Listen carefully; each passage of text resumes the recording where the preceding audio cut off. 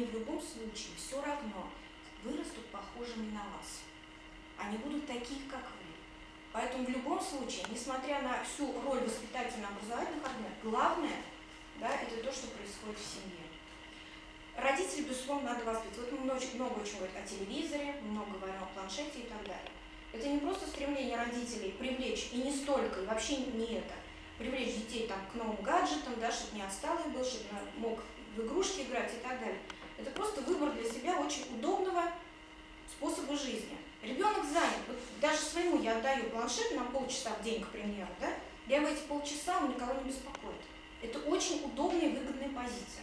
Каждый из нас может заниматься чем хочет, да, абсолютно свободен. А если ребенок этим занимается часами, грубо, у меня есть, например, на примете семья, 3 детей. Все 3, начиная там с 12 лет до 3-летнего мальчика, у каждого по планшету. Детей в семье вообще не Тишина и спокойствие. Все. Телевизор то же самое. Вот достаточно просто выключить телевизор. Вот просто его не включать. Сегодня есть семьи, вот, наверное, вы сегодня говорили, да, ну, это опасные тенденции, да, больше. Это не то, что 100% все такие, безусловно. Это опасные тенденции, которые на самом деле есть.